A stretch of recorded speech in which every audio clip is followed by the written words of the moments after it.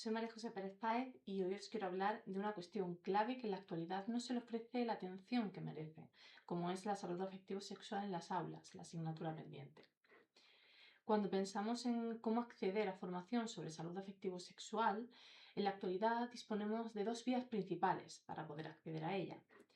La lógica diría que se debe acceder a ella a través de información y formación científica, rigurosa y de calidad. Y así lo exponen los datos. El Ministerio de Sanidad ha realizado la segunda encuesta nacional de salud sexual junto con el Centro de Investigaciones Sociológicas, en la que se observa que casi el 30% de mujeres se ha visto forzada a realizar determinadas acciones en una relación sexual aun no queriendo llegar a hacerlo.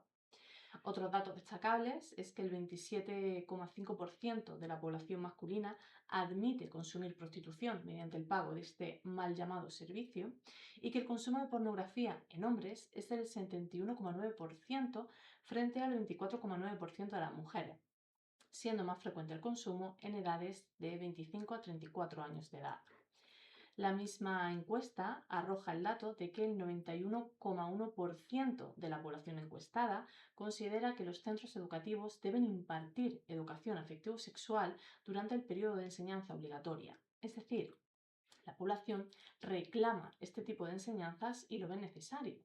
Sin embargo, esta realidad se ve reflejada en las aulas. ¿Dónde están esos manuales sobre salud afectivo-sexual en las bibliotecas de los centros educativos? Las formaciones, las asignaturas, los talleres. No es frecuente encontrar estos materiales y aquellos que están circulando se ven retirados por quejas por hablar de cuestiones tan básicas como la masturbación, conocer el propio cuerpo o mantener una sexualidad basada en el afecto, la responsabilidad y el respeto. Y es que hablar de sexualidad implica mucho más que una visión centrada en el coito, el orgasmo o la genitalidad, ya que hablar de sexualidad implica hablar de otros términos relacionados como es intimidad, compartir, autoexploración, los afectos, la empatía, entre otros. Hablar de sexualidad también implica conocerse a uno mismo y a una misma, viendo la diversidad de cuerpos y hablando desde la naturalidad, que implica que la sexualidad sea un derecho básico universal. También es hablar de aceptarse, hablar de realidades diversas, de modelos relacionales variados. Implica hablar de expresarse y de la coincidencia o no con la socialización de género vivida. Implica amar y ser amado y amada. Implica hablar de prácticas sexuales, individuales y compartidas también, pero eso es una parte solo de todo el prisma que implica la sexualidad.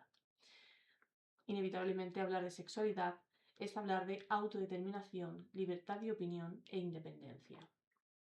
Y todo ello para poder alcanzar, en el caso de que esa sea la opción elegida, una sexualidad compartida, que suele tener mayor presencia en la adolescencia y que continúa en el resto de etapas vitales, pudiendo vivir una relación sexual compartida basada en los afectos o también basada en la violencia sexual, tanto como víctima o como perpetrador de este tipo de violencia. Y es que aprender sobre sexualidad implica experimentar un desarrollo sexualmente sano, en la que la excitación se va a desarrollar acorde a un proceso evolutivo y madurativo. Se aprende también el autocontrol, la empatía, lenguaje no verbal y señales sexuales que son fundamentales para establecer una comunicación sexual con la pareja elegida. También implica hablar de consentimiento y de reciprocidad. Sin embargo, en la actualidad se observa un desarrollo sexual pornificado, donde se prioriza acostarse con un cuerpo en lugar de acostarse con una persona. La educación afectivo-sexual más frecuente hoy en día suele estar basada en la represión y el castigo, tomándolo más bien como algo tabú, algo sucio y algo que no debe ser nombrado. Y ante este panorama y las preguntas llegan a las generaciones más tempranas, la otra alternativa con la que se encuentran es la que deriva la información de la pornografía y de Internet. Por esta vía se aprende que la violencia sexual es algo habitual y que debe ser normalizada, que una violación es algo que debe generar placer, que se pueden estar horas y horas follando sin parar, que es mejor no utilizar un preservativo porque así da más placer, o que si hay dolor es que realmente hay placer, lo estás disfrutando. En definitiva, asumen como principios firmes diferentes mitos que perpetran la violencia sexual. También se aprende que solo es válido un prototipo de cuerpos para poder sentir placer y que si no lo tienes no vas a ser deseado o deseada, que necesitas utilizar diferentes aparatos y lencería incomodísima para ser un producto follable e incluso que debes aceptar diferentes prácticas aunque no estés conforme con ellas, ya sean violentas, intimidatorias o vejatorias. Porque la moraleja de todo esto es que da igual lo que hagas, tienes que disfrutar con este tipo de prácticas. Y todo esto se ve reflejado en datos y se puede observar cómo España y otros países se encuentran en el top 20 de países con mayor tráfico de pornografía y a lo largo de los años van subiendo posiciones. Los datos que vemos en pantalla son datos de una sola página web. Se estima que hay más de 10.000 sitios web que utilizan el contenido pornográfico como base fundamental de su existencia. También en los últimos años se han visto aflorar espacios y comunidades digitales en los que los hombres se organizan para aprender a violar a las mujeres de su entorno, así como a traficar con imágenes y diferentes tipos de contenidos obtenidos, por supuesto, sin el consentimiento de las víctimas. Situaciones que están alcanzando a las generaciones más jóvenes. Y es que la violencia sexual digital entre menores es cada vez más habitual y de hecho la inteligencia artificial está permitiendo generar imágenes sin consentimiento de las personas conocidas de tu entorno para poder desnudarlas y por supuesto intimidarlas posteriormente intentando realizar algún tipo de chantaje o intentando conseguir algún tipo de beneficio. Lo peligroso de esta situación, entre otras cuestiones, es que los menores y las menores no son conscientes del peligro que conlleva este tipo de prácticas, lo ven como algo normal e incluso algunas personas pueden verlo como gestos románticos y pruebas de amor. El Instituto de las Mujeres pone de manifiesto que una de cada 3 menores de 16 a 19 años de edad ha recibido contenido sexual sin su consentimiento, además de reflejar que la violencia sexual digital está incrementando con el paso del tiempo. Con este panorama, y citando a García Fernández, es necesario hacerle la competencia al porno, y es que el impacto que tiene el consumo de pornografía violenta en la actualidad ya se reflejaba en trabajos realizados en la década de los 80 y se siguen viendo los efectos en pleno siglo XXI.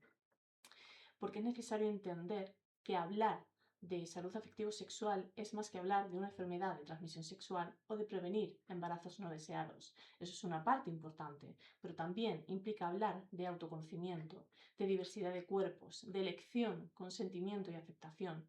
Y por supuesto también otra parte grande de esa sexualidad implica hablar de prácticas sexuales individuales incompartidas. Pero como podemos ver, no es lo único que abarca la sexualidad. Ante este panorama es fundamental que como profesionales tengamos acceso a información de calidad, aquella que era la vía lógica que comentábamos al principio. Y para ello existen cursos de formación de diferentes formatos, guías divulgativas, profesionales en redes sociales, talleres y eventos divulgativos, podcasts, webinars, documentales y otros tantos recursos en los que obtener este tipo de información fiable a través de profesionales con cualificación necesaria y demostrable en la materia. Por suerte, cada vez son más las propuestas las que afloran, aunque tímidamente, en el panorama educativo. Hay asociaciones, como es el caso de Yo en Culturas de Granada, en la Comunidad Autónoma de Andalucía, que promueven todo tipo de talleres y actividades que abarcan todas las etapas vitales, adaptando los contenidos y atendiendo a las necesidades que cada una de estas etapas presenta. También es posible destacar propuestas de profesionales en particular, como es el caso de Pablo Ortiz, que gestiona el Punto de Información y Orientación Sexual Municipal de Illescas, en la Comunidad Autónoma de Madrid, que ofrece educación sexual desde el prisma de la prevención, la salud mental, la convivencia y la protección de los diferentes centros educativos del municipio, con resultados que demuestran el impacto positivo que tiene hablar en las aulas de sexualidad. En definitiva, implica apostar para hablar de salud afectivo-sexual en las aulas en todas las etapas de la vida. Y es importante hacerle presencia a este tipo de contenidos para beneficio de las futuras generaciones, así como una mejora de la calidad de vida. Esta formación es necesaria tanto para profesionales que estén trabajando directamente con menores, para el profesorado en las propias aulas educativas, pero también para otros profesionales que trabajen en distintas instituciones educativas, sanitarias, sociales, políticas, sin por supuesto olvidar a la población infanto-juvenil y a sus familias.